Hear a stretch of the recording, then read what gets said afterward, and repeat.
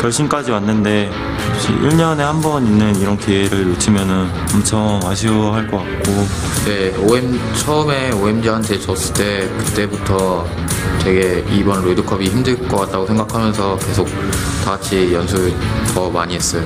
세계 팀들도 강력하구나 해서 좀 쉽게는 올라갈 것 같진 않다고 생각했는데 지금 결승전까지 올라왔으니까 그 로얄 팀을 이기고 우승하고 싶어요.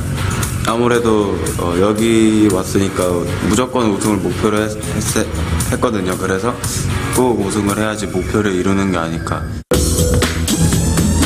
그렇게 만족스럽진 않아요. 저희 팀의 임팩트 선수가 자꾸 큐가 안 맞는다고 놀리더라고요. 화났어요. 4강전에서 엄청 많이 놀렸어요. 끝나고. 그것도 있긴 한데 저 형이 지금 리신 그러니까 미드 1대1을 붙은 적이 지금 6판째이긴 한데 제가 5승 1패예요. 그래서 좀 놀리는 거예요. 좀 심하게 놀려요.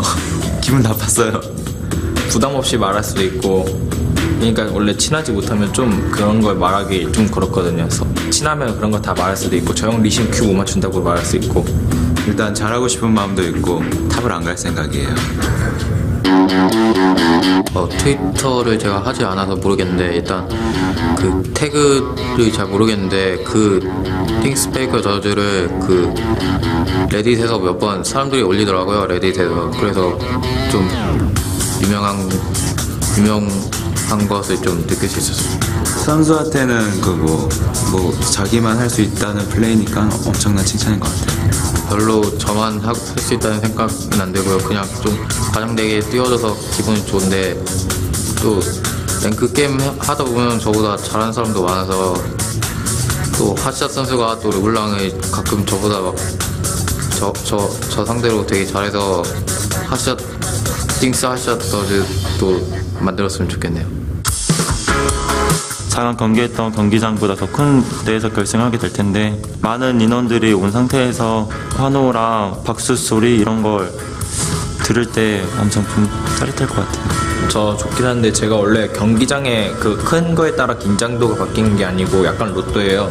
날짜에 따라 긴장도가 바뀌어가지고. 저희 엄마가 우승하고 오면은 막 꽃목걸이를 해준다고 했는데 아직까지 그 세레모니에 대한 생각은 많이 안 해봤어요. 그냥 우승컵 들고 엄청 기뻐하면서 방방 뜰 것 같아요. 아니요, 반지는 못 봤어요. 당연히 끼고 다녀야 될 것 같아요. 왜냐하면 그 뭐 자랑스러운 일이니까 끼고 다닐 것 같아요. 만약에 지더라도 주셨으면 좋겠어요. 잘 모르겠어요. 퍼레이드를 본 적이 없어서. 그거는 저희가 일단 우승해야지 그 퍼레이드가 되는 건데 만약에 팬분들이 해주시면 엄청 고맙고 기쁠 것 같아요.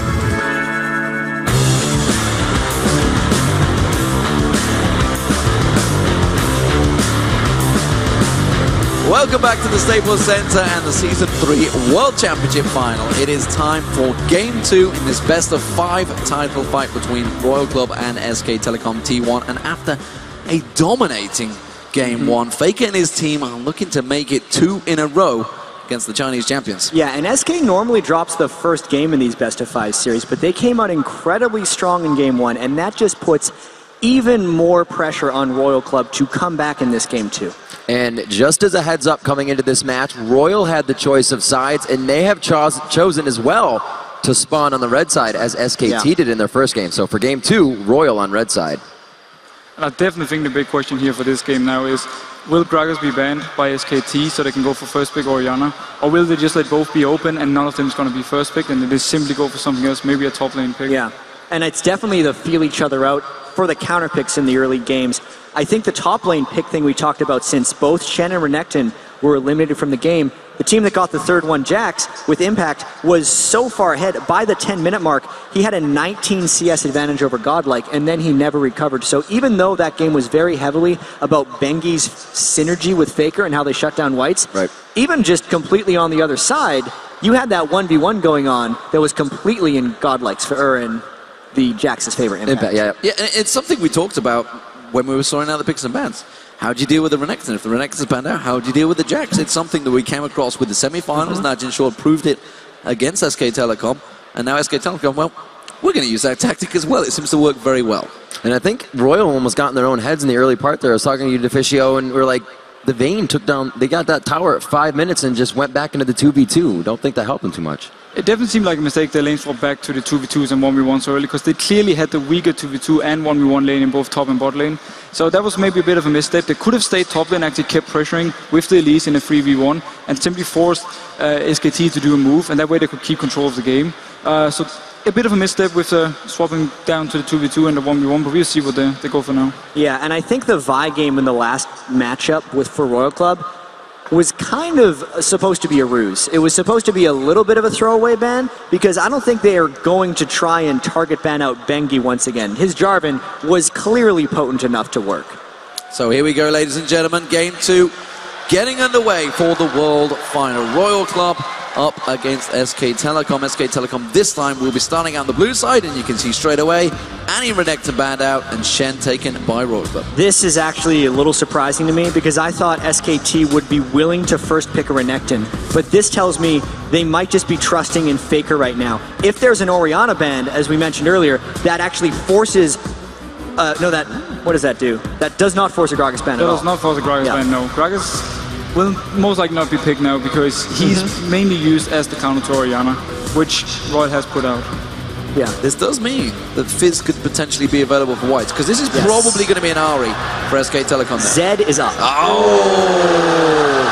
Things Faker does. I will do one prediction now. There will be a KO last pick from Royal, and there's going to be a Lulu support calling it.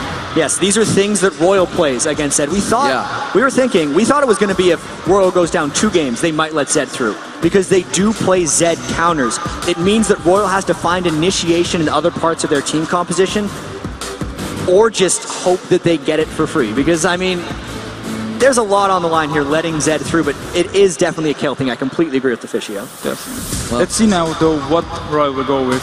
Elise has been their favorite jungler all through the tournament. They always pick it when it's open. Now they actually go for Jarvan instead. That might be to take away from Bengi, who had a lot of early game pressure in the last game. Possibly maybe a Caitlyn for AD carry. She's one of the decent AD carries against the set, or maybe a Vayne, who can actually also do quite decent against set. Yeah, you're going to need something mobile, that's for damn sure, because I think everybody's seen what Faker can do on this Zed, so it's going to be something that we're going to have to keep our eyes on. A Vayne against it, well, it's another mobile AD carry. Yeah, I mean, if I'm Faker right now, I'm realizing Royal is adapting to the Zed pick, because they threw it out first. It's what they have to expect. Vayne can 1v1 Zed for a fair portion of the game. They're one of the only AD carries that can do that. And if Royal is actually planning to go Lulu later, it means that... if they're planning on going Lulu later, it means that Jarvan gives them the initiation. But as far as SKT goes, they get the top laner once again, since Shen and Renekton are down, and I don't think Royal has a realistic answer for this. It's going to be very interesting to see what they actually will pick for the top lane versus Jack. The Vayne, though, is going to be the key guy in this setup. If they go for the Vayne, the Lulu and the Kayle, they will have so much protection for the Vayne. Zed will not be able to kill Vayne, and Vayne will be able to maybe clean up the entire team fight and therefore carry the game. If they log in the zone, it will surprise me a little bit, but it will give them a stronger 2v2 lane at least. Well, of course, we do see, once again, the fact that Impact is on that Jax. What sort of answer will they have for that Jax? I mean, we can talk about the Zed. They're going to focus the Zed, but that leaves Jax free. Yeah, I'm actually not sure what they're going to go with this Jax. They might maybe go for something like a Nasus. He's going to have a very hard time in lane. Possibly a Kennen. I'm actually not sure. Oh, a Rumble pick. Okay, that's He played one Rumble game earlier on in the World Championships and won with it, but I'm still sitting pretty if you're SKT right here. You have the most played support for Mondu in Zyra. If they go for Lee Sin, it is Bengi's 4 out of 5 champion picks in the semifinal. You have things Faker does on Zed, and you have Jax, who, even though it's not an amazing matchup against Rumble, once he gets some farm under a belt, will just obliterate him. So SKT, I feel like, has done exceptionally well so far in this pick and ban.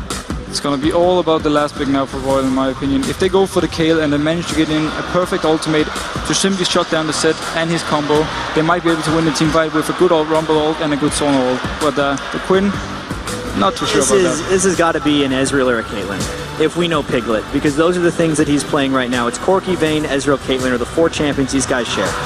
And there's this goal. Alright, now let's see the last pick.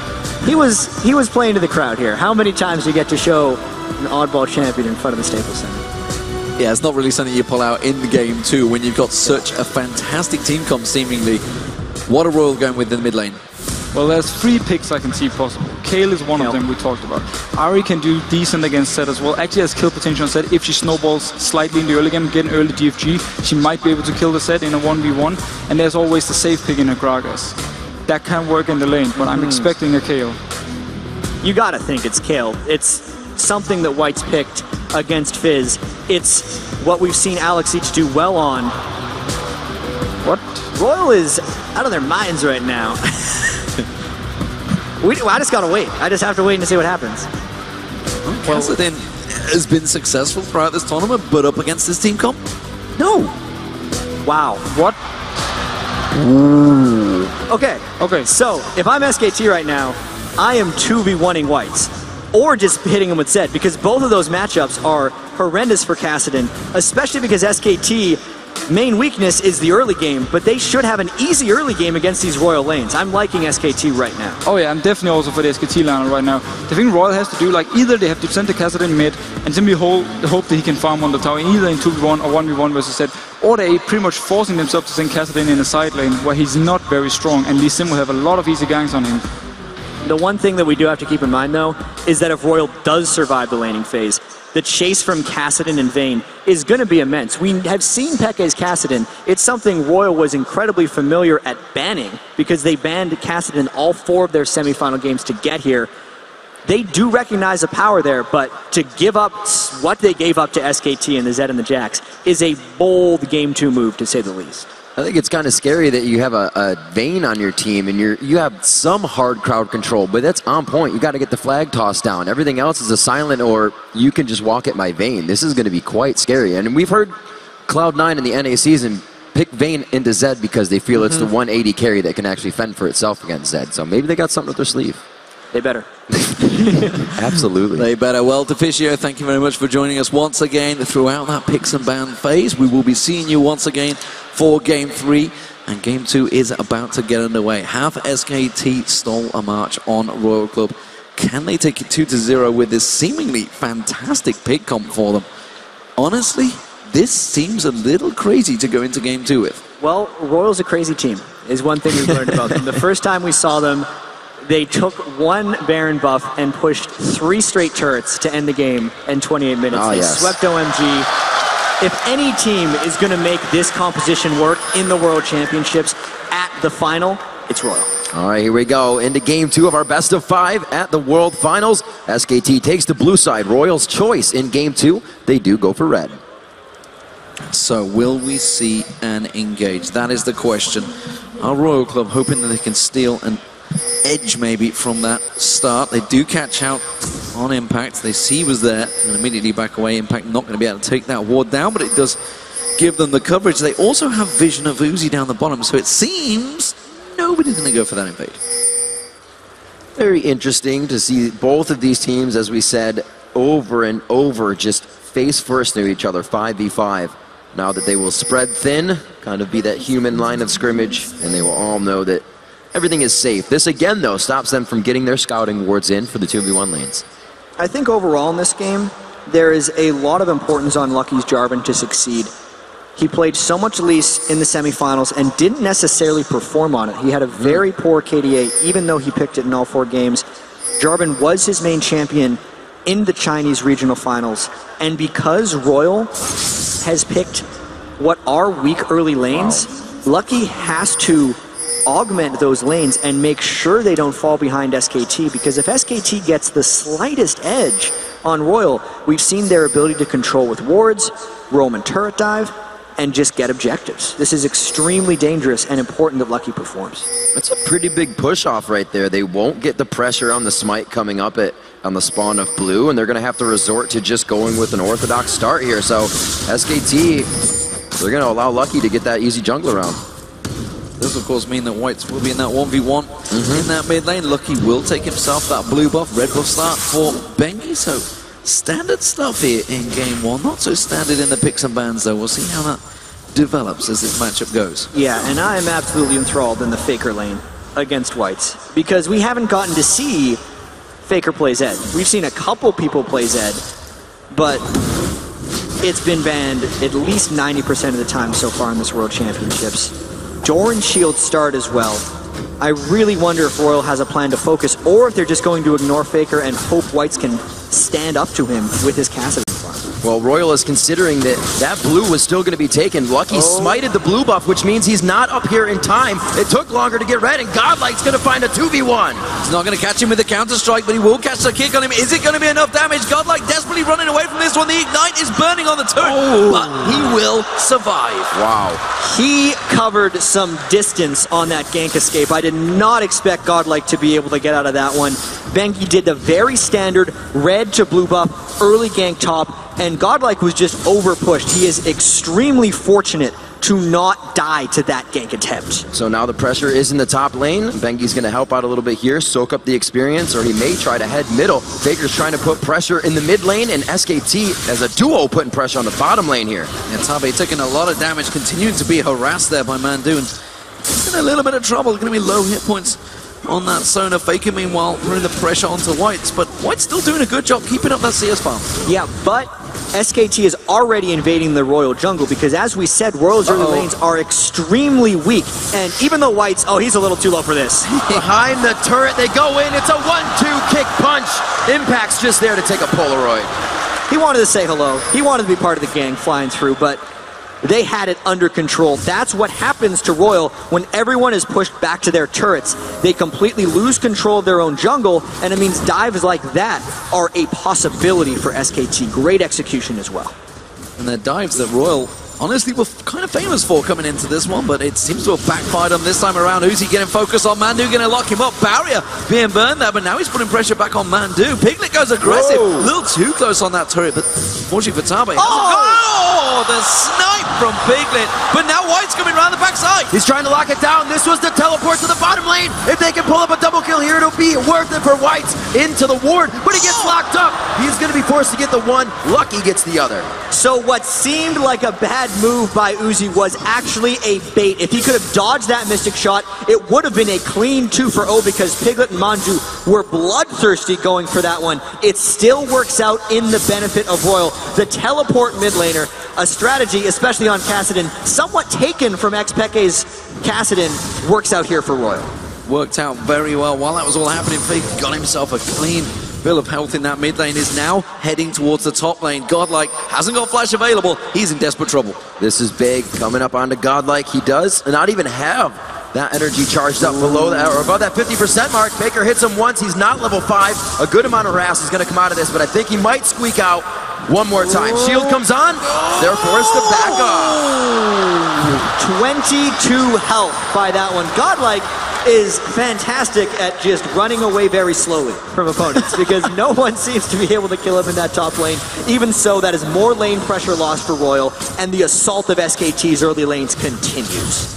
And that could have actually bought White's a little bit of a breather in that main lane because, well, Faker was away from that line for a long time. Bengi has come back in there to try and clear him out. We do see Lucky making his way around towards those wraiths as well. So let's see if he heads down towards the bottom. There's no wards just there. Mandu's just sported that tri-bush. Two quick things that are completely different in this matchup. Whites is being the first one to roam here over Faker, taking that teleport, not letting himself get in a bad spot, and also the roam here from Lucky on the Mandu. No flash. They can lock it down for the kill. It's going to be there. Tabe gets another one for himself. It's really unfortunate that Tabe picked up that kill. They were trying to rush it before they thought a counter gank was coming from Benji, but the fact that Uzi was not the recipient of any of the turnaround gank when he baited in Piglet's Mystic Shot, and then that gank again doesn't give him gold, means he is not getting going despite all 3 kills being generated by their bottom lane. He is keeping up in farm, which is an Ezreal, which is pretty damn good against Piglet. This top lane, Godlike, has his 2 escapes been enough to save this lane because it is working so far pretty well up against Impact. Twice he's been ganked, twice he's escaped. Is that keeping Royal in the game? Royal needs to find a way of getting Godlike in team fights because the only thing he's going to be doing against Jax is surviving. And I think the fact that Impact has tried to kill Godlike so many times is the main thing that's actually keeping that farm relatively close. Those two attempts that Bengi created in the first game were kills on the mid lane. Godlike's done a very good job at kind of staving off the control that SKT already had by this match point. We had the Phage and the Sheen coming in already onto Piglet last game. It's definitely a different pace of game, and SKT is even playing it that way. Rumble's roaming down, though. White's is 6, and they might be looking to make either a gank play or a dragon play on Faker. Oh, Godlike throwing those harpoons in, keeping the flame spitter going. Faker just walks away just like Godlike did. I don't think they were quite on the same page there. Yeah, if Godlike's going to spend all the time to roam down to this lane, he's giving Impact time to get back in the game, and Royal needs to force. I actually do have to give Royal a ton of credit. Only being 600 gold down here, even with Faker roaming around so much and trying to create action, is a huge accomplishment. And we can see Royal with the inventories being built up here. At least the tier. Whites is looking to stack, get that team to the late game, be able to get Vayne into that hyper carry position. We'll have to see if they're putting the chess pieces in order here. 3-2 in those kills. The junglers look to only hold the lane so far for everybody. You're not really trying to get a snowball going just yet. Godlike not really keeping that trade going even with Impact. We do see the red buff for Lucky. Lucky hasn't, as of yet, really visited any of the lanes other than to simply stave them off. Other than that bottom lane where they got the kill again. Godlike getting jumped on by Impact. He can't leave that turret area. And now it seems like Lucky is actually getting pulled to a lane because it's losing, which is never a position you want to be in as a jungler. Jarvan not getting as many ganks in he was like. Impact goes hard. They throw it in the equalizer, but he has the chance to instantly walk out of it. May turn it into a 2v1 kill. He goes on a Godlike. He gets the flash. The Empower goes down, but Lucky gonna continue the chase. Lucky might get the skill, but down the bottom lane, they're getting ready to counter this one. Bengi's gonna come in around the side. He's already caught the kick on towards Tabe. Tabe's just gonna get melted. Wow, the execution right there from Bengi was exquisite. He landed his Q, walked into melee range, R'd him, and then got the extra execute damage from his Q. They're going to continue pushing on this one, and look out Royal. They are in big trouble turret-wise. Baker going hard on a dive there, gets himself in a tight spot, but he will not choose to go all the way to the bottom lane. The turret is going to go down. It looks like they're going to leave it at that. Piglet getting as many minions wasted as he can before he takes down the turret. First turret of the game, SK Telecom. T1 will be taking that one down any second now.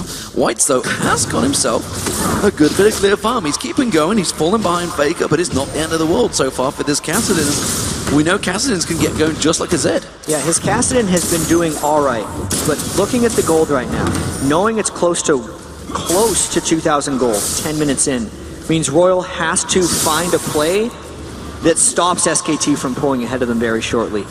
They are losing the top lane, Impact versus Godlike. We saw Lucky come and gank and actually give up a kill. They are losing the bottom lane because Uzi has been repetitively dove and they've lost the turret. And even though Whites is surviving, you cannot say he's winning that mid lane. If you lose every lane, you lose the game. That is almost always true. And Royal is losing every lane right now. And they're facilitating the way to keep doing it. As Crepo has been saying on the analysis desk, the junglers are going for that mobility. They're going for being able to get in your face. We see Bengi already with the mobility boots. Like you said, he's been in the bottom lane for the 3-man gank on the 2 lane every time. They take mid-turret. They go up 2-0 on that. Even on kills, 2,000 ahead on gold, as it looks like they're going to dance the dragon. And Royal would have to find their fight here. There's SKT who's cleared out the pink wards, and running into a Zyra at Dragon Pit is extremely dangerous. Even Impact is coming down. The Dragon's getting low very quickly, and Royal's actually giving it up. This is going to really extend that gold lead for SKT. That Dragon was huge. And they experience the gold. It is all sliding SK Telecom's way. And remember, Royal chose to start on this red side. Yep. This was their choice, and so far, their counter-picking has been countered by SK Telecom's star pick. Right. It's very strange to me how they were the side that is traditionally the side that can counterpick, yet all 3 of their lanes are weaker. They very heavily tunneled on a team composition that is around team fighting, but they have yet to be able to force those team fights or roam opportunities from Whites. It's really SK Telecom reading it and outlaning them so strong. You see 2 of them going for a gank on Faker in middle, but they're not going to gank the Zed. They know it right off the hand. Godlike's got some things to tend to in the top lane with the minions. And it looks like everybody's going to start just getting the camps taking in an experience. We'll see if Royal can get themselves back into a position to guard. They have 3 mid now, which is going to pressure this, which means it's only going to be Cassidy to hold the turret if they keep going. They're really not in position right now. This bottom lane's in trouble. Look at the movement of SK Telecom. 4 members moving around the back. They're backing away already. Yeah. They should get out. That's a smart recall by Royal. Knowing that SKT... Oh, that's going to stop Uzi. Oh, just Uzi. You're dead. We're going to see Bengi chasing him down. The Moby boots, they're going to be coming into play. Uzi takes a few shots there. He kicks him up with the Dragon's Rage. A quick kill coming in onto Uzi for Bengi. Puts himself at 2-0-1. There was no hope for Uzi because he did not recall as quickly as top 8. AD carries and supports have to be in absolute synchronization with each other. Even in backing. At the highest level. Even in backing, because one got hit by the True Shot Barrage and that cost him his life. We do see Faker taking away that blue buff, so the invade has come on, and the SK Telecom starting to turn the pressure, turn those screws onto Royal. Royal Club are in a little bit of a pickle right now because that top lane impact again continues to push on there. Bengi, well, he's been creating opportunities across the map, creating that pressure. And as of yet, White's, he wants to roam, but simply he can't because SK Telecom, everywhere they're going in numbers. Everyone on Royal is trapped right now. And let's not forget, SK Telecom was the pre-tournament favorite. And they have looked somewhat shaky in the semifinal. They lost 2 games to Naja and Black Sword and barely moved on. But right now, this is the team everyone was expecting to see. They win every lane when they're strong in that part of the game. And then they control the jungle. Look at Bengi, still taking away the red buffs. Let's see if he gets caught here. Ooh, interesting. They're being so aggressive still, but somewhat staying back. We see Bengi now backing up. He knows he has the coverage from Faker. Faker also roaming a lot less, knowing that if they roam for the fight, Whites comes into the teleport, they are not in the better chance to win that. Impact takes down the top turret. They're keeping their lane steady right now. Royal is completely out of sync. Godlike runs in that lane despite not having an equalizer, and here comes Bengi. He just burned that equalizer, unfortunately for Bengi. The kick sent him away, and Godlike escapes again, this time not really of his own doing. We'll see where they go with this. White still knows he needs to stay safe in mid. He has no coverage towards his left side of the jungle, or the bottom side, I should say, only knowing that he can hug up with Lucky, but they may still lose this top turret. Godlike doing what he can. Lucky comes up, but they are drawing the entire team now, and Faker's pushing bottom. And Faker's going to continue in split push. He does not yet have his Blade of the Ruined King, which is really the dangerous item when you're a Zed. There's no one actually on Royal that will be able to deal with the split push of either Faker or Impact. So once again, Royal is in a similar situation that they were in Game 1, where they have to group up as 5 to try and make something happen. But by the point they can group up as 5, there are already strong split push 1v1 threats from SKT that are preventing Royal from actually grouping up as 5 and getting anything useful done. In any other game Royal Club were playing, they would have gone for that kill. Whites and Uzi both together, catching Mandu slightly out of position alongside Piglet. 2v2. 2 carries, they would have dove for that one, but it seems that Nerves may well have got to Royal because they are questioning themselves. We can see Impact even taking a different stride in this game. Blade of the Rune King actually coming out onto Jax instead of the Triforce build this time. Looking to continue these fights, make sure the objectives are even in their favor once they get to that point. Siege onto this turret, but Royal does have a bit better siege. There it is! Stop this time as the Crescendo goes out, and Lucky goes in! Crescendo and Equalizer landing, but Piglet's still alive at the back there. Lucky will go down. True Shot Barrage does not land on anyone. Godlike keeping that pressure on. SKT are running away from this one. It's going to be a double kill for Whites! They keep going in. Godlike's now in the fray. The Flame Spitter is shut off there. Coming in by Faker. They're knowing that he can hug up with Lucky, but they may still lose this top turret. Godlike doing what he can. Lucky comes up, but they are drawing the entire team now, and Faker's pushing bottom. And Faker's going to continue in split push. He does not yet have his Blade of the Ruined King, which is really the dangerous item when you're a Zed. There's no one actually on Royal that will be able to deal with the split push of either Faker or Impact. So once again, Royal is in a similar situation that they were in Game 1, where they have to group up as 5 to try and make something happen. But by the point they can group up as 5, there are already strong split push 1v1 threats from SKT that are preventing Royal from actually grouping up as 5 and getting anything useful done.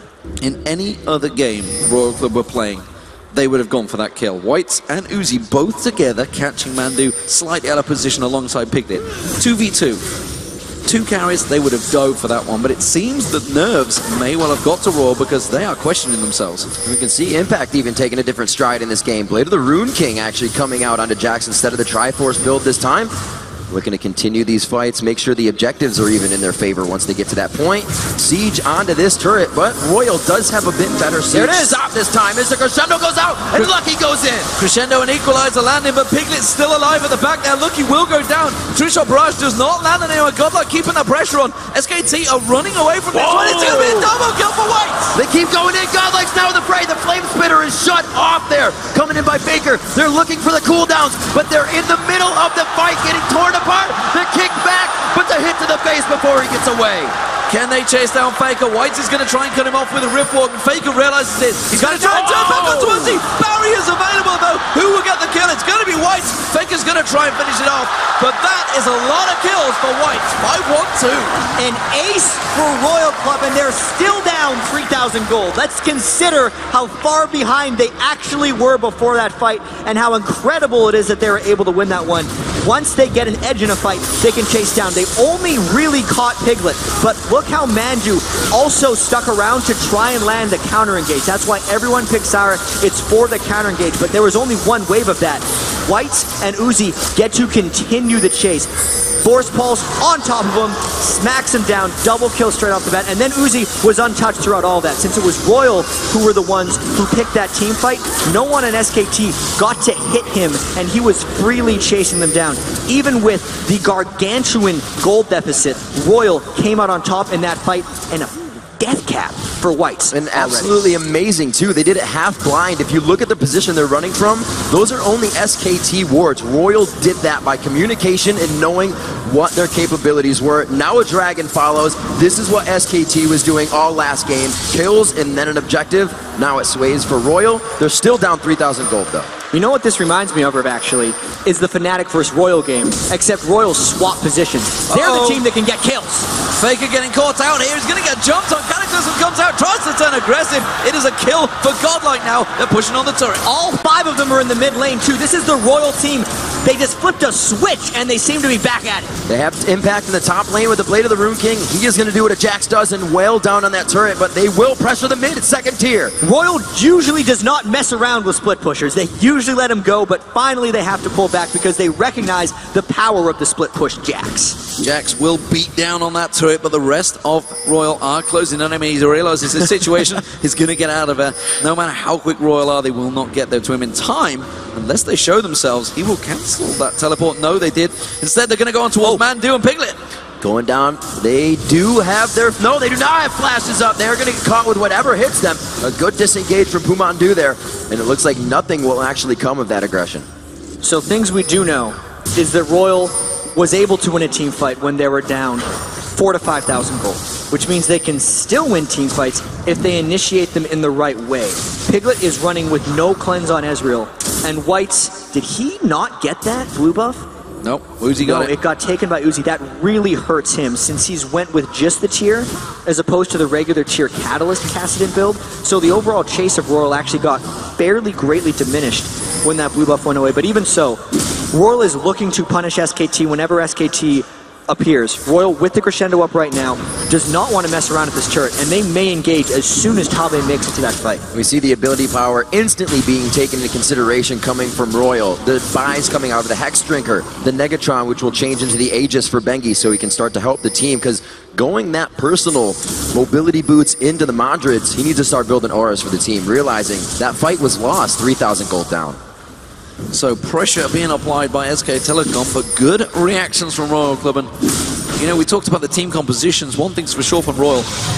If they start getting the edge in that team fight, they will be able to chase the entire team down. That's how that ace came about. With a Vayne and a Kassadin, you do not get away. And something that is really interesting to me right now is both teams have very minimal ward coverage. We look at SKT. They only have a couple wards around the Dragon area, which isn't up. And then we look at Royal, and they only have a couple wards in their own red jungle.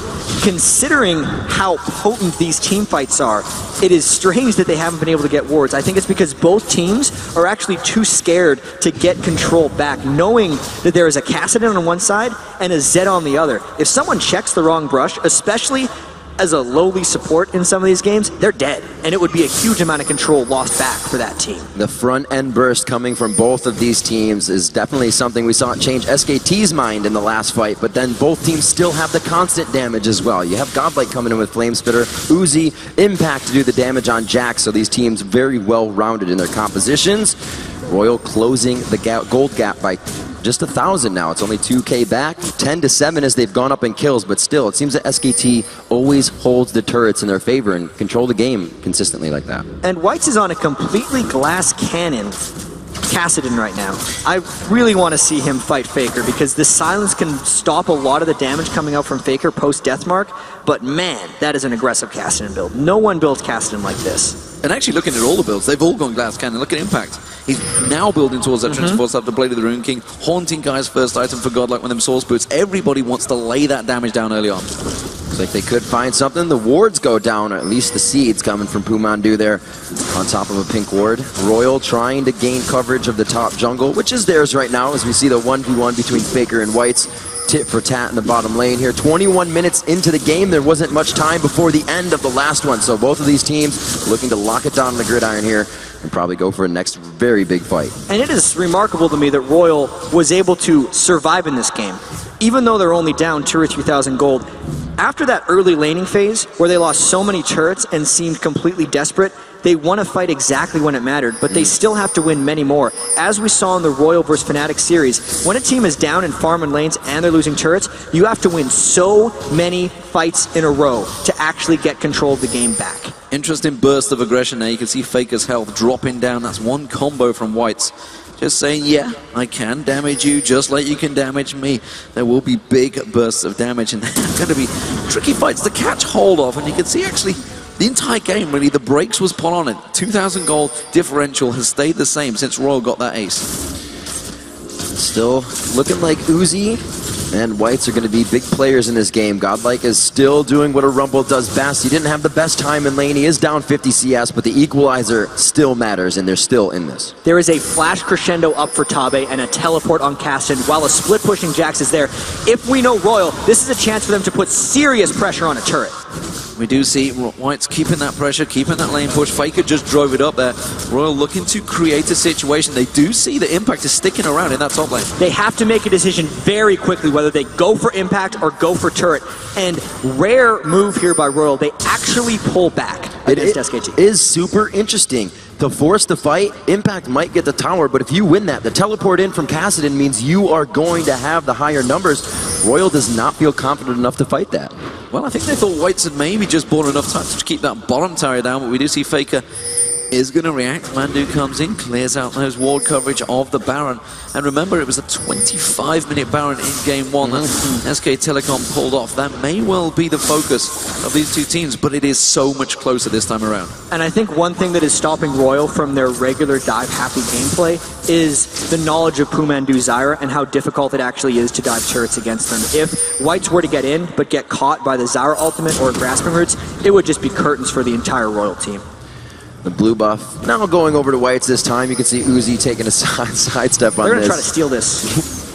They will. No, it's going to be the dragon after, so at least the True Shot Barrage is down. This is going to give them safety, but no, they find Tabe. The wards are going to be in their favor, and they've wasted quite a bit. Now to go back on Impact. They're going back on Impact. He may be able to flash away from this one. He does, and that's going to be Royal back in away. The equalizer goes down from Godlike. A little aggressive there. Uzi coming around the side. That's going to be a force pulse coming out. SK Telecom actually forced to back away from this one. Lucky going deep. White still trying to get in with that Force Pulse. That is going to be down as he's waiting for it to come back up. Everybody getting quite low here. A good amount of damage taken across both teams, but it looks like they are still pressuring Dragon. There is still a Jarvan ultimate up, and we could still see a Lee Sin kick for an engage. Lucky goes in. Where's the Jarvan ult? There, wow, burst of damage coming straight through. Uzi getting in there on towards Faker. Faker trying to go aggressive, but he will get shut down by Uzi. They're going to keep on chasing. It's going to be Impact the next target. You can see the counter-strike jumps away with that leap strike just in time. But Piglet, he's out of position. He's running around the back. Still trying to get the chase in. Will he be able to pick anybody off? He has low health. Ezreal does have the dick. Ooh, kicked away. He doesn't get the attack that time. This time, Bengi stays alive in that situation, but they are still everyone. Oh, the Mystic Shot threads it past Godlike. It's going to be the 1-for-1. Also going down. A kill coming in from White. Back and forth on the board. 13 to 11. Piglet comes up with a lone man double kill. absolute chaos after that one. Royal had the upper hand. Can he catch? Wide left. So that fight was Royal winning, and then Royal absolutely overcommitting. So watch the burst that went to Pumandu from White's glass cannon Cassidy, and then Faker went in for Tabe. Ill-advised because the carries of Royal are Cassidy and Vayne. They chase, but at this point, you have to stop chasing. There's a dragon up that hasn't been taken, and they did not expect Piglet to be around the back. So as they overcommit is when Piglet decided to show himself and pick up some kills in the back. The kick came right as Whites was trying to finish him off, and then as they were working on impact, Piglet ran them down from the backside. That could have just been a Royal-controlled dragon after 2 kills, but instead, it keeps the game even and actually extends SKT's gold lead ever so slightly.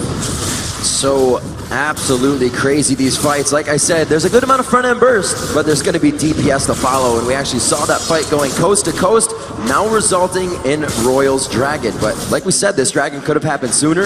SKT's already back to pressuring lanes, so Royal now has to adapt and react. And you know, you were talking about the vision. They didn't have anything. Royal kept on chasing, completely blind. It's going to be Impact. They're going to jump in. Catalysm going in there, but nobody else can get close. He may actually wreck Lucky before he can get in. Leap Strike will be available in a second. Jumps onto Bengi. Crescendo comes down. We see the Equalizer follow. Uzi's going to come in. It's a kill for Uzi.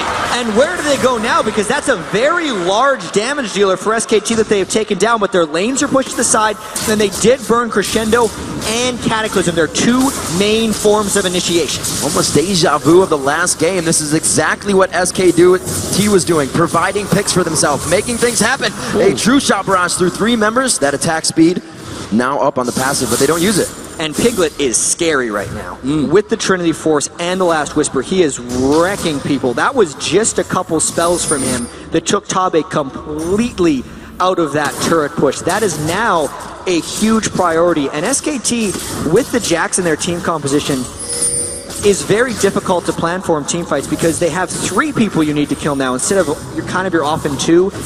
If you look at Royal, you'd have the Rumble who puts his ultimate down and then you don't need to kill him. They need to focus on Cassidy and Vayne. But if you don't kill a Jax, a Zed, or an Ezreal, all 3 of those things become huge problems later in team fights. And we do see the blue buff may well get invaded on SKT, pushing back up that mid lane. We see Uzi trying his best to shove out that top lane. They're still yet to get the top and bottom outer turrets. Royal Club, while they seem to be winning these team fights, just like Fnatic, this is eerily close, they don't get the turrets down.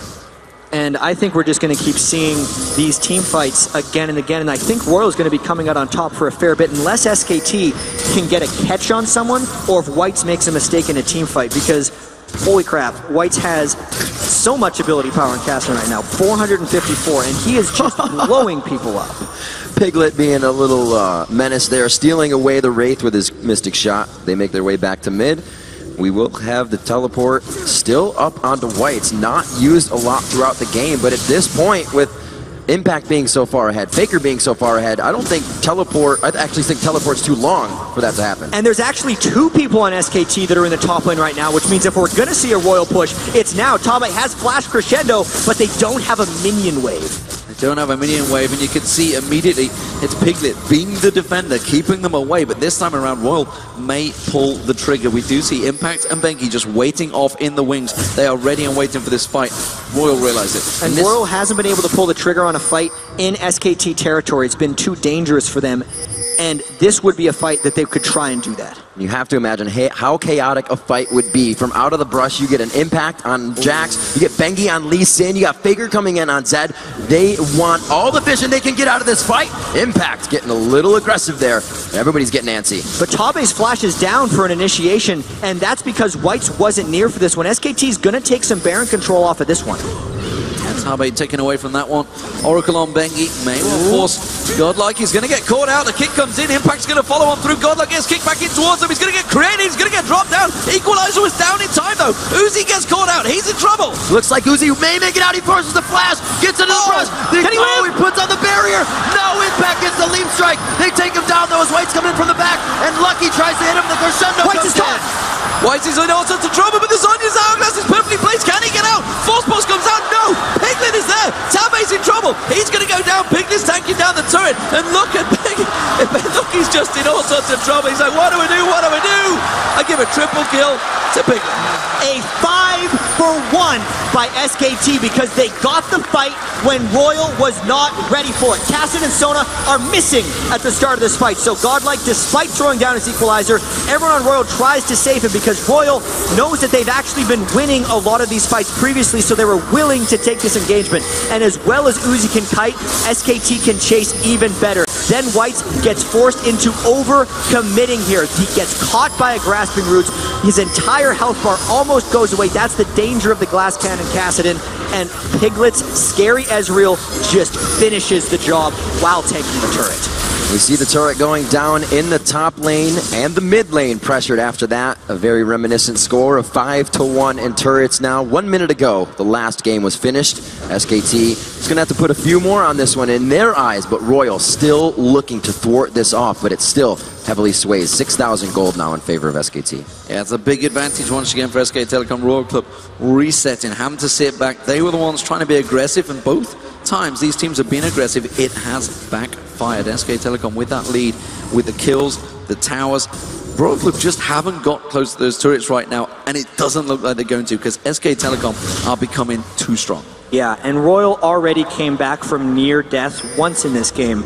Can they do it twice? They need another type of miracle fight where Whites can get in at the end, and specifically where Royal could catch an initiation. But because they're down 5 turrets to 1, it's so difficult for them to even think about this Baron. SKT normally just baits for kills, and right now, this is going to be a steal attempt for Lucky. Doesn't get it. Two-Blade of the Rune Kings crushing down Baron, and then possibly a Lucky. The crescendo from the backside, but it's only to try and help. The disengage is there. Quite a bit was used just from over the wall, and that leaves Royal to have a hard defense now in the mid-turrets. It's the turret kills that gave SKT that chance, and Lee Sin had the added benefit of timing his resonating strike with his smite to spike more Baron damage down and made it so Lucky could not steal. If you remember the Fnatic series, Lucky secured multiple what we call 50-50 Barons when it's a smite war. This time, Bengi gets it, and SKT might push hard.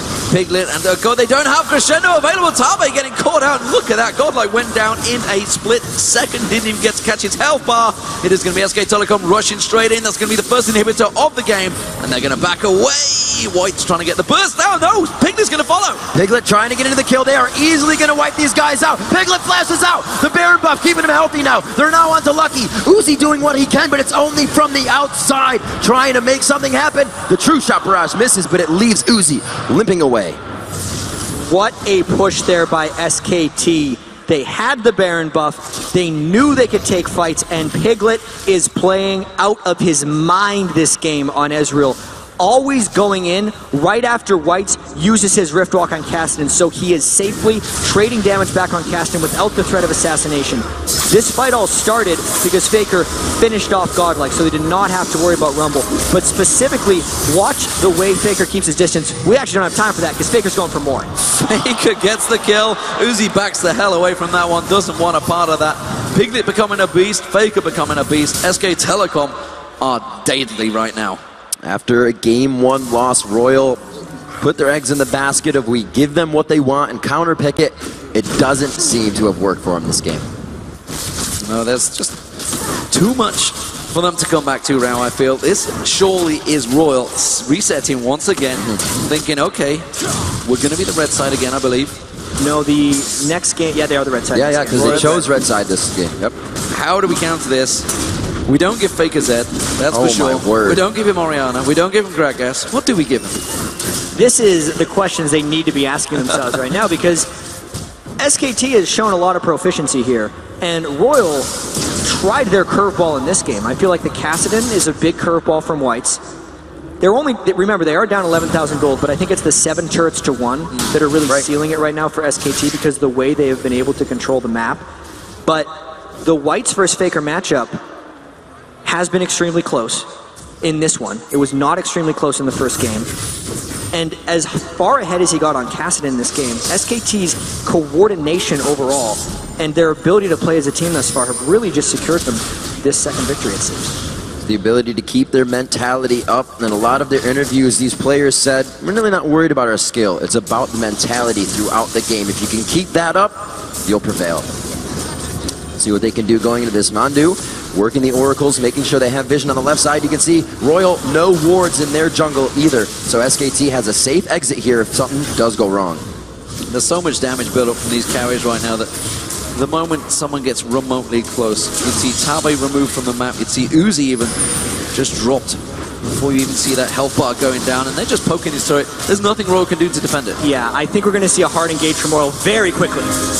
There it is, straight away, Crescendo coming down, Equalizer going to follow. Impact actually taken very low, but look at that! The turnaround damage from SKT. It looks like they're gonna continue under the turret. Bengi is the one tanking, and he gets out on a safeguard, if you will. Uzi finds a kill. No, taken from White. They continue into Pumandu. Piglet now in the eyes of Royal.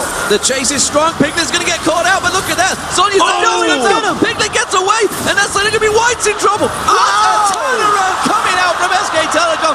Just as Royal thought they could chase, SK Telecom are back in control. These fights are decided by inches right now, and small ticks of health bars. This could be the game for SKT, but no, they're blinking red. They're just trying to take more advantages, and wow, this is a Royal team not giving up without a fight. Home guards looks like it is the saving grace here for Royal. They're able to get enough HP back into the base, and that's just godlike. The only one left up in that fight, and he was almost taken down there in the end.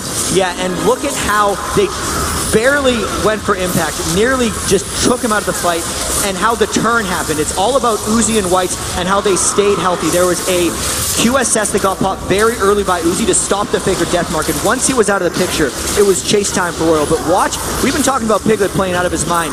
He waits till this moment to use the barrier, gets it with the shield as well from Lee Sin, and then since Uzi was surely dead, he had to flash away, and that was a rare miscalculation from Uzi, thinking he would finish the kill onto Piglet before he flashed away, and he was just wrong. What a crazy, crazy engage. Royal, do not count them out. They are holding on just about. However, they only have one inhibitor turret. Both Nexus turrets do stand, and that inhibitor in the middle will be respawning shortly, but you see the timer ticking down. 1 minute 34. That Baron will be the next focus target for SK Telecom, and I'm still not sure if Royal can fight for it. And Royal is still showing some proficiency for fighting, because even with the Baron buff in that last push, it was an extremely close fight for SKT. If Tabe gets a Crescendo in the right spot, it could give them something, but knowing that there's a QSS, it makes it more dangerous. Royal doesn't care about fighting early. The jump in from Impact to equalize the lays out the red carpet, but they're all off of it already. They've entered into the fight. Royal's health bars are just getting demolished. Uzi on the outside trying to do what he can, but it's not going to be enough. Uzi's chased into the base, and SKT wipes him for the ace. The Quadra for Piglet. Bengi stealing the Quadra there, just getting the Penta at the end. But it's going to be SK Telecom taking this game. Strong performance in game 2 once again. Royal put up a great fight, lots of kills back and forward. But it's SK Telecom taking game 2 in the World Finals. It's only going to take 8 more minutes than the last game. They solidify it, and they do it just as last time. That was a much closer affair from the first one, but really SK Telecom pulled it together after some mid-game hiccups.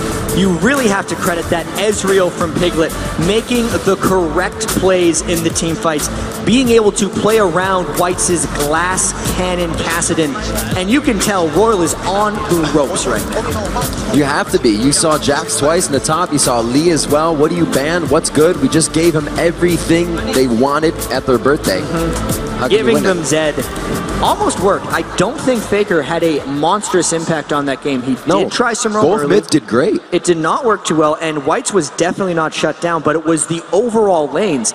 And it's so strange, because Royal's lanes seemed absolutely next level against Fnatic, and that is not the case against SK Telecom. All that pre-tournament hype for SKT is kind of coming true right now. Solid play from Piglet in that last game. Let's send it over to Quickshot and his crew for a breakdown of the action-packed match by SKT. Thank you very much, D-Man, and what a game. Before we get into breaking it down, I do believe my train is on its way. Give me a ticket. May I have one? Thank you very much, ladies and gentlemen. I am boarding the SKT train. I do want to talk about this matchup, though, and picks and bans. It's something we start with every single matchup. I have to highlight Bengi. He was target banned by Royal in game 1. We talked about how he likes to play Jarvan, likes to play Elise, and he got his tournament champion right now of Lee Sin. He's 8-1 with Lee Sin, with a KDA of over 14 in this tournament. His numbers are absolutely phenomenal. And in this game, Royal gave away Zed and Jax and Lee Sin. Like, it's something you can't do. I was talking about before, like, I don't know why they're banning at Bengi, because he does play all the high priority junglers here. The real surprise was letting Zed and Jax through for SKT. That is two very strong split pushers that they can use, which is the style that SKT likes to use. And then the wild card coming in with Kassadin with the very last pick for them. It was really interesting, and it was not a Royal strategy. You know, usually they have strong lanes early, but they picked all these losing lanes, and then they were going to try and have the upper hand late in the split pushing game with a teleport Kassadin, but it did not work out for them, because when you lose your lanes all early, it kind of guarantees the possibility of a 3-1-1 split push late. That's just what SKT wanted. So just speaking to Royal pre-game, the Vi ban I can kind of understand, because they think that Vi is an instant kill for Faker, and if Vi just flash ultis white mid and Faker gets first blood, it's GG, dude. And there's honestly not a lot of power or counterplay to a Vi like Ahri gank or a Vi Zed gank. I want to take and talk about this composition and what we saw. This game and composition really reminded me of Game 2 against OMG that Royal played, where we had these 3 glass cannon builds. Again, a Rumble with a Leandries first. And what we saw was the perfect counterplay to that there. SK Telecom had a read on this. They control vision. They wait very, very patiently for one person to get out of position. And that's really what blew this game open. Faker catching Godlike in the jungle and then rotating to take that top turret. I mean, it was just pedal to the metal from there. That's true, but earlier in the game, you have to say, SKT didn't play it flawlessly. They grouped up for a team fight at 16 minutes instead of just split pushing. And that's where Royal got back into the game, because they've got the team fighting team. Tabe flash ulti, the crescendo, almost got them back. Because you're cutting into my job now. Because this is actually something that we've prepped. It is a replay that we're going to pull up onto your screen right now, guys. As you've already highlighted, it was actually the saving grace that pulled Royal back into this game. And if it wasn't for getting caught out later, maybe could have turned it. Crepo, talk me through the replay and you know what Royal did right and maybe what SK did a little wrong. So Royal got into this position because they lost all their pressure early. As we said, they had this very roam-heavy side, roam-heavy game rather on both sides. Their answer, they tried to do that with Kassadin with teleport. Didn't really work, so they're behind. But this is what Monty said. They have this triple threat comp, really squishy, and in a team fight, basically what they want is Lucky to go in, draw all the aggro, and if he somehow gets blown up, he does his job, because if they're getting Lucky, then 3 threats are alive, and they're just gonna ravage the entire team. If we roll the script, we see exactly what happens.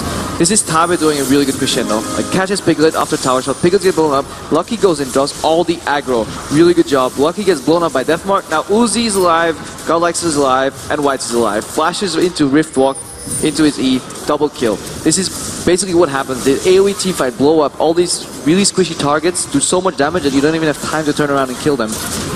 This is what basically got them back into the game, and if this would happen to be a repeat process, maybe they could have won the game. But in the end, we have to realize SKT is a really strong team, and they don't make a mistake twice.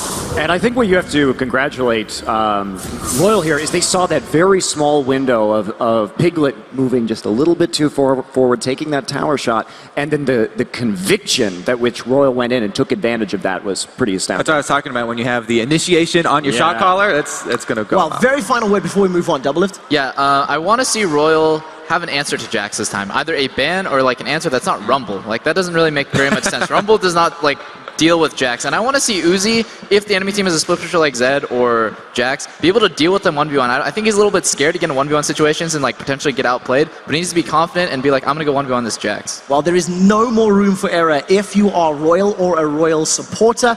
They are down 0-2 in the series, and we're going to take a quick break from dissecting all the action, actually see what you guys, the fans, have had to say. Earlier today, we did ask you who has been the MVP of the Season 3 World Championship and why, and here are some of our favorite answers. At iStomps, he says, the MVP to me is definitely Uzi. Superhuman reactions and mechanics. Even Doublelift has no points of criticism. Unique. Now, first of all, you're speaking for Doublelift. Do you agree? Yeah, that's not true at all. Okay, so when he first came into the tournament, his first few games, I identified literally 0 mistakes that he made. But as the tournament has gone on, I feel like the level of his opponents has gone up, and he's been making a lot more mistakes, especially in laning phase. I don't think his 2v2 is nearly as strong as I expected, and you see him just get completely bullied around by like, Pignet and Pooh. And another thing is just that he's not comfortable split pushing solo as Vayne, which I think is a necessary skill. He does have his moments of sheer brilliance, though. Yeah, definitely. And seeing as though you've volunteered to take the next one, at KaiTKGG, my MVP is Faker. Watching him play with such confidence, swagger, and mechanical efficiency sends shivers down my spine. I think someone's got a crush. What do you think, Crepper? Faker with the swagger. Yeah, just, I mean, how can we deny it? Things Faker does is a meme and everything. He's playing so well. Just whatever catches my eyes, whenever Gragas is, play comfortably doing the E-Flash. Nagna did it too against, was it against Faker? Yeah? I think it was, yeah. So Nagna did it too, and then Faker just played so well, mechanics, top notch. Yeah. Yeah, it was super intelligent player. Now, our final tweet from @JackRascal. He says, Piglet should be MVP because he might not have been the flashiest player at Worlds, but he's never had a bad game either. I think about it, and I agree with that. He's been pretty solid. Even in SK Telecom's losses, he's usually the one keeping the team in the game. And many of you may not know, but Piglet actually had a higher KDA than Faker in Champion Summer. This guy has had a red-hot season so far, and he can carry just as hard. It helps when your front lines never die, and you can just shoot him from the back line. Okay, so keep those tweets rolling in. We're at LOL Esports, and be sure to use the hashtag Worlds if you want a chance of getting your answer read on air. All right, guys, we do have to take a very quick break, but when we return, it is Game 3, potentially the final one between SKT and Royal Club, with Faker and his team just that one win away from taking the Season 3 title. Plus